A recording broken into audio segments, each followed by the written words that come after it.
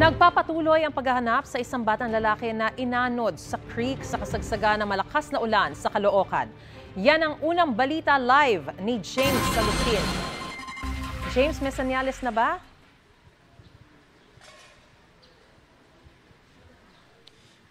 Search and retrieval operation ay sinasagawa ng mga otoridad at halos 18 oras na hinahanap ng mga rescuer yung 8 taong gulang na batang lalaki na inanod nga sa umapaw na creek. Dito po yan sa Caloocan kahapon.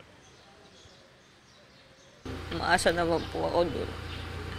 Buhay o patay man yung anak ko, at least makita. Sobrang hirap, sir. Kahit kasi naman dumating sa ganitong sitwasyon, mahirap eh. Buong magdamag nagbantay at naghintay ng balita si Maricel mula sa mga rescuer na naghahanap sa 8 taong gulang niyang anak na si Jacob Anderson. Nahulog ang bata sa umapaw na creek sa barangay 176 Bagong Silang, Caloocan. 1:00 ng hapon kahapon sa kasagsagan ng buhos ng ulan. Kwento ni Maricel, nagpaalam sa kanyang anak na maliligo sa ulan. Hindi raw niya inakala na magpupunta malapit sa creek ang anak kasama ang ibang bata. Pero dito lang po yun nagliligo. Sa tapat lang po niya kasi pag umuulan po, may tubig po yung court. Parang yan ang nagiging playground nila. Tsaka doon sa bahay ng biyanan ko sa dulo.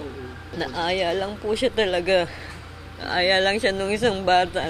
May itinayong incident command post ang Caloocan LGU sa lugar.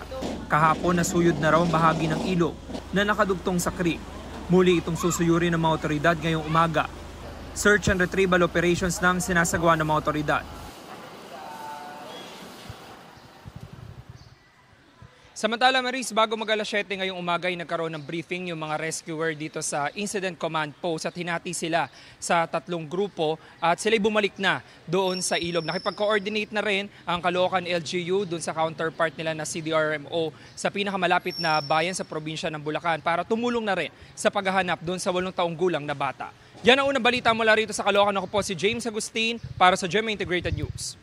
Mga kapuso, para una ka sa mga balita, mag-subscribe sa GMA Integrated News sa YouTube. Sa mga kapuso abroad, subaybayan niyo po kami sa GMA Pinoy TV at sa www.gmanews.tv.